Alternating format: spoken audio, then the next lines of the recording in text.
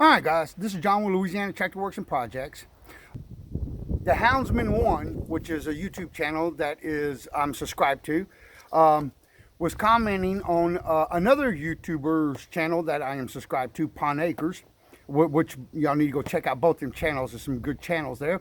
Me and Pond Acres was talking about a skid plate on these Masseys, and he was talking about building one. And that was before I brought mine in and had my dealer put the one on that is on my tractor now. Don asked me under his video in them comments if I would do a video on the one I have. And so what I decided to do, and I was thinking about this, was I'm gonna show you how they got it mounted. I'm gonna show you what they used. Then I am gonna go to Lowe's, buy all the materials to make two. I'm gonna make one just like they did, which is a lot lighter metal, so it's easier to work with just some basic tools that you can have around the house, some pliers, some blocks of wood, stuff like that. And then I'm gonna build a little, if the material's there, build one that's a little bit more heavy duty, and give y'all all the dimensions in that and how it's all bolted in. So let's take a look underneath the tractor and I'll show y'all how they bolted this sucker up. Okay. So looking underneath the tractor, as you can see, you got your normal, you have your guard here for your oil filter and that, and your PTO guard, okay? So they went right to the factory bolts here, creating this little ear right here, and putting it on the factory bolts. Right here is the tricky part, okay? They didn't tap nothing into the frame, as you can see here. No bolts, no nothing on either side. So what they did was really smart. They popped this here, and what they did is, I'm gonna try to get in here. As you can see there, guys, they used the U-bolt on this bad boy with a rubber hose, and yeah, and that's how they did it. And they double nutted it to create, to lock that shield in. So, and give it enough room, it's got play in case it gets hit, it can bounce up and then come back down. So it gives it flex. So that is really ingenious. They actually did a really cool thing there. And and as you can see, it runs all the way up to this guard here. So it leaves there is no room for anything to go between the two. And if it does, it actually goes at a forward angle, hitting the fins and that up here, not your blade.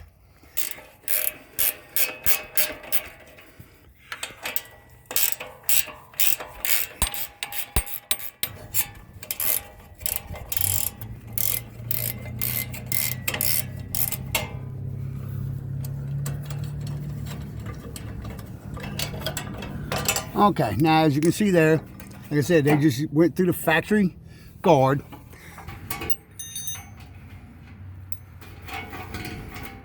I'm gonna leave that one on there until I get the other side loose.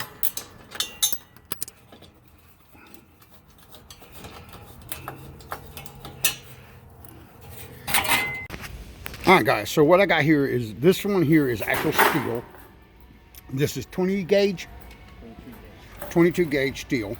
And this sheet here is some galvanized, it's real thin. I don't even know what the gauge is. This one's 1150,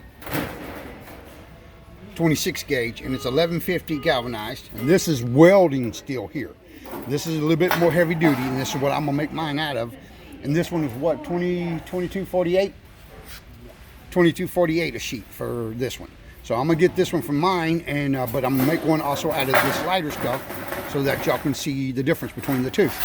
All right, guys, so in the U-boats, I haven't been able to find one at 6. The closest I've been able to find is a 4 1/4, which is too short, and then a 5-inch, which is a little wide, but if I squeeze it down a little bit, it should give me the length, and I got about 1 inch I can play with, you because you remember how much was sticking out. So $1.98 for this sucker, so we're gonna give this a try. And then for my more heavy duty one, I'm gonna try to get away with the 4 1/4 and stainless, because for that heavy duty, I want all stainless. I don't want to get rusted. So I'm gonna try the stainless one. That's that, and it's $4.18. Now we need to get a second set of bolts, nuts for these suckers. So let's get that. All right, getting 2 of these for the galvanized one, and getting 2 of them that'll fit these. And then 2 stainless ones for this one. All right, guys, so we're getting Self-Etching Primer. It is 528. This should be enough to cover both pieces. If not, I'll pick up another can. So, and this is the key right here. Self-Etching Primer, man. All right, and then we're gonna get some matted black. And we're gonna get that in Krylon. We're gonna go with the matted black. That's what I want right there. Yep, matted black. Okay. All right, guys. So as you can see, I got me the sheet. This is the 26 gauge galvanized. And I'm gonna lay it out. Gonna need to excuse the chicken scratch. Okay, so overall measurement of this thing, block size, is gonna be 17.5 by 17 3/8. Okay, so if we turn our pan like this, we have one notch out right here, which is 1.5 inches. Let me do this.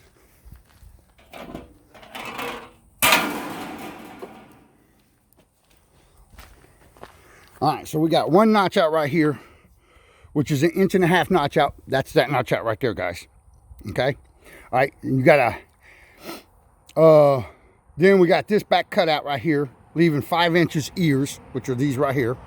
That's that 5-inch ears on each side.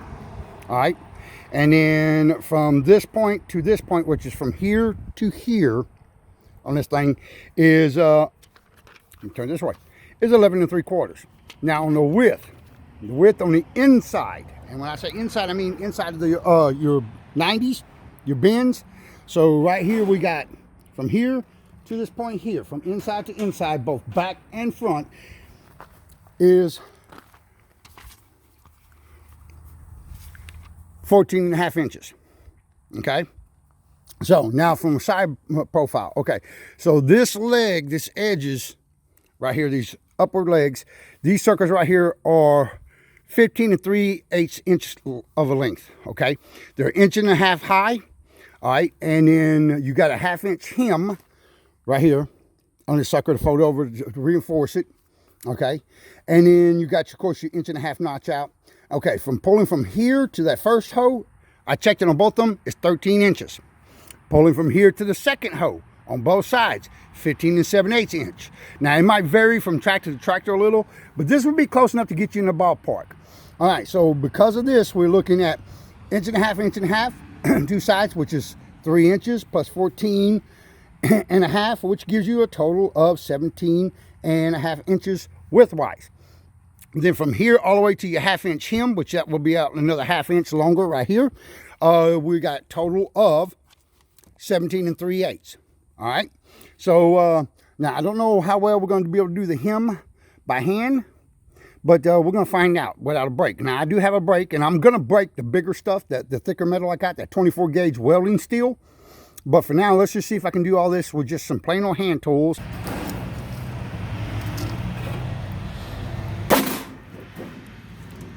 .24 by 24, so she's nice and square. We're going to throw this in. We're going to go 1.5 inches. And then we're going to go 14.5. 14, it'd be 15.5, so it'd be 16, and then 1.5 inches from there, which would be 17.5, and that would be a cut. All right, so we're gonna go over here. We're gonna transfer that over here, 1.5 inches, 16, 17.5 cut. All right, actually this needs to be in here. Yep, inside that 1.5 inches. Okay. All right, then 12 1/4.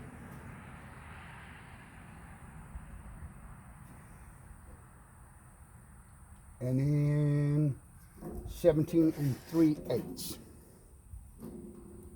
which is going to be overall.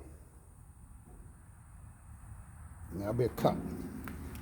So on the inside, not in the inside of my cut, but on the inside of my break, 1/2 inch.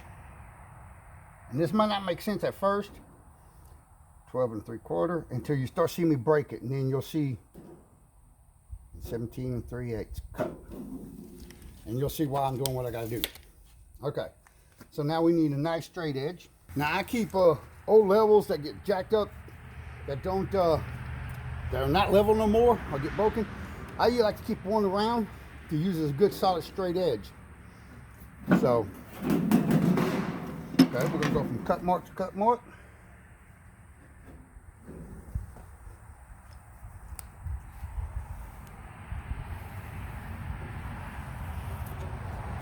Yep. Now I'm using straight snips, but you can use left or rights if you know how to work it. You can cut a straight line with either one.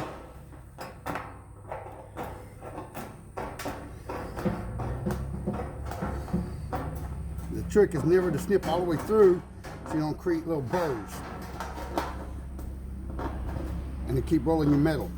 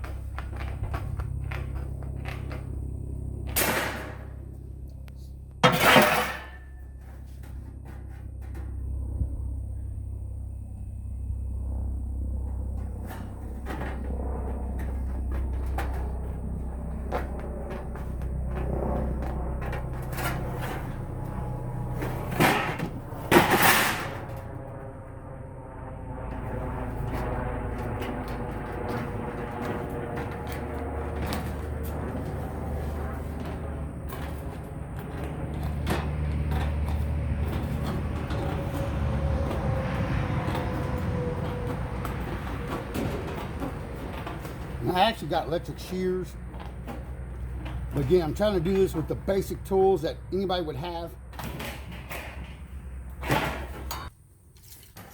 Okay, so we got a 1/2 inch that's going to fold. So our 1.5 inches is going to start after that 1/2 inch. Because remember, that's going to roll over, shortening it up.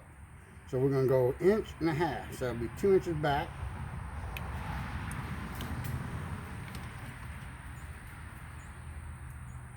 Two inches back.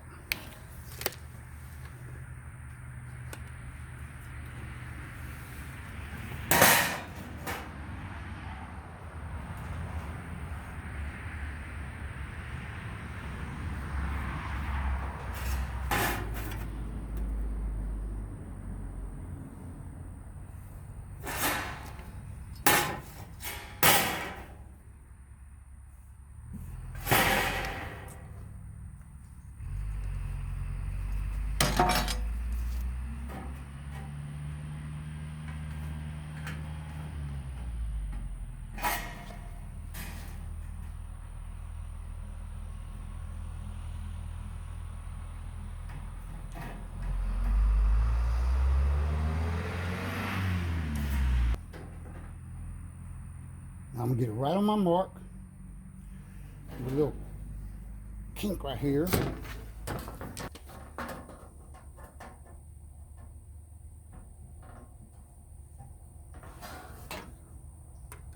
Like this, anytime you're breaking a metal like this by hand, you need to start first with a solid, square, tight, sharp foundation. And once you got that, all of it's just a matter of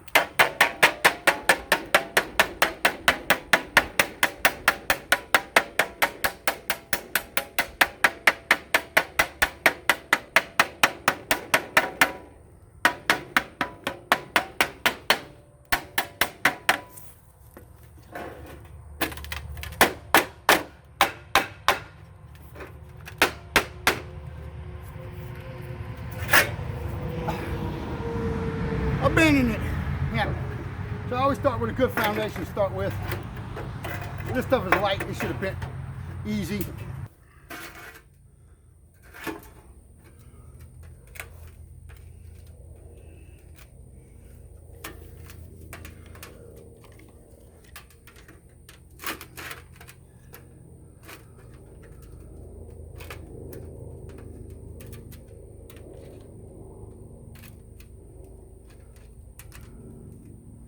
Okay, this is a 1/2 inch. This is a tricky one.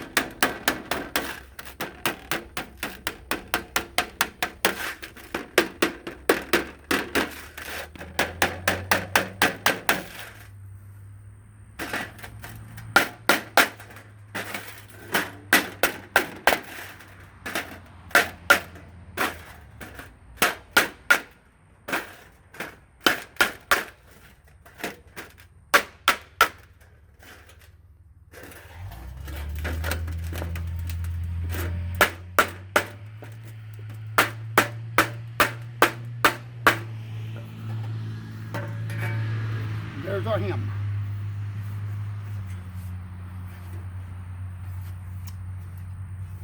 Nice tight hem on both sides. All right, so there's our front. Now,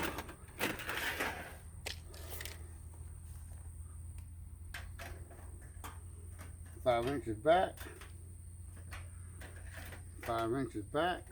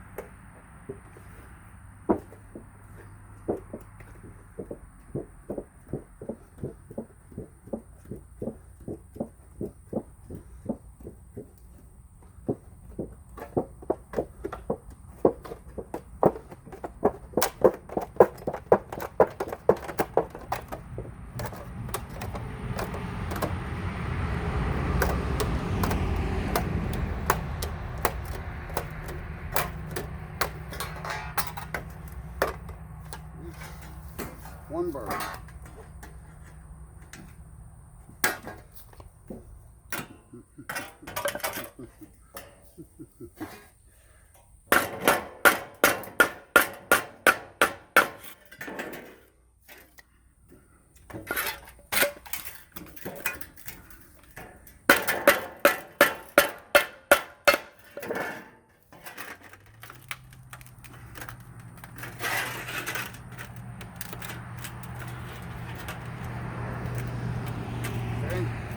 All right, guys, let's go see. Let's do what is called a dry fit before we drill any holes or anything else to it. We make sure it's gonna fit and work. Okay, so I still got the screws back in here. They're just hand snug to hold this plate in. So I'm going up over this ear, and slide her back underneath here, and bingo. That's where she should go. She's up against the back here in the corners. So easily slide up once I drill the holes. And what I'm gonna do is I'm actually gonna double check that measurement on them holes, because anything could have changed.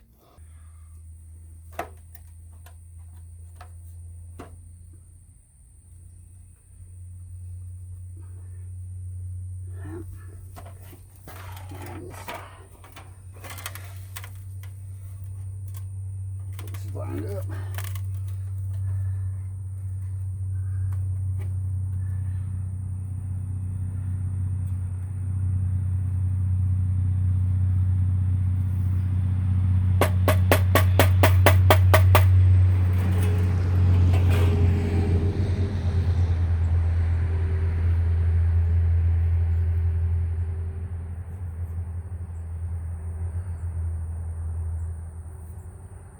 There's my center hose.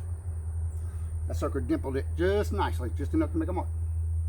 So I got my marks here, got my marks there, got my marks there. But I'm gonna use a 3/8 drill bit, and then these are 5/16 right here. I'm taking this because I didn't want to use washers and that on that bad boy.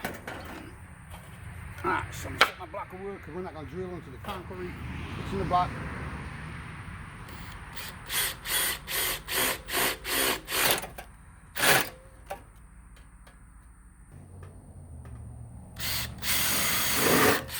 Something else too, when you go to drill these, it's going to really depend on how wide your U-boat is. So you want to check that, because if you got a wide U-boat, it's going to be different than if you got a narrow one. It's going to be much different as well. All right, that's her. All right, so some rubbing alcohol and an old rag. We're going to throw some on here, throw a little bit on here, and we're going to whack this sucker down. As you can see, it took that permanent Sharpie mark right on off of there. So when I was at Lowe's, I picked this up. And this is Self-Etching Primer. And guys, that's the key right there, self-etching. And what it is it's got a mild acid in it that allows it to burn into that coating or into any metal or anything and get a better bond. And that's what we're after. So we just make sure there's no oil and grease on it. And this stuff right here will burn its way right in there. All right, anybody that paints metal knows you never put a wet coat on. Your first coat, you put what is called a tack coat, which is a light, sticky coat.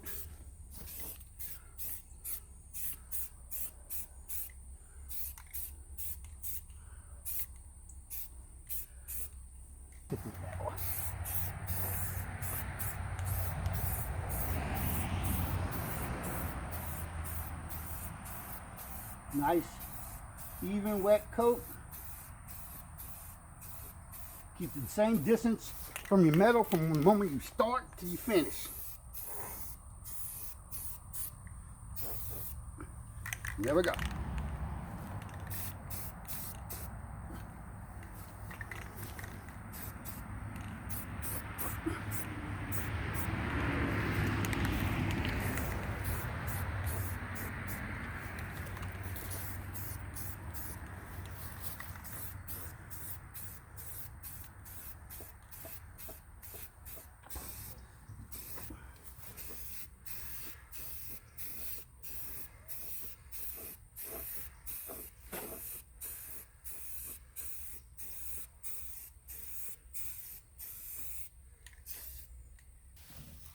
And again, I'll give you another shot of this, but again, this is chicken scratch. You know, working on construction site, I am more used to writing on pieces, blocks of wood, pieces of cardboard, anything like that I can get my hands on. Now again, these holes might vary from tractor to tractor. So you're better off test fitting it, getting this back part to hit, and then measure from there to the hose, you know, or fit it as best you can. But this is just general, you know, you can tighten it up, make it bigger, whatever you want to do, but this will give you a good idea of where to start. All right, guys, so this is John with Louisiana Tractor Works and Projects, and I hope this video helps somebody. I know there's a lot of these Masseys out there, and a lot of people have inquired about skid plates for them. And again, this is a light duty one. I am gonna do a video of a heavier one, but you know, I got to set up a brake and all that for that one, because the gauge steel it is, and the type of steel it is, weldable steel, it's much more rigid, so it takes a bit more work on that. And to be honest, it's got to be a little bit more accurate, because if you boo-boo, there's no fixing it. This you can actually unbend this and rebend this. You're not going to do that with that stuff. So yeah. So, and like I said, if anybody wants one of these, and I know it ain't much, guys, but look, if you don't want to spend the time to make one, or I think it was like 26 bucks I spent on this one. Now the thicker one was a bit more. I think this was $11.50, plus the U-boat was like $1.98, and then the lock nuts, Teflon lock nuts were like 30 cents a piece. So like 20 bucks, okay? And then I'm painting that, so let's say 25 bucks. This one, I don't know what it cost my dealer. You know, but again, if you're interested, anybody's interested, leave a comment in it, and then all y'all that watch, if you don't want it, at least vote for one of the comments that say, and put in the comments, hey, I'm interested. so everybody knows that you're interested, and whoever's gets the most votes, I will ship these suckers to y'all free of charge. You know, like I said, 3's too many. All right, guys, y'all have a good one. Right quick, I just wanted to show y'all what it looked like all finished, all black. The black is not quite dry yet, just painted, but it's painted inside and out. And there we go, finished product. All right.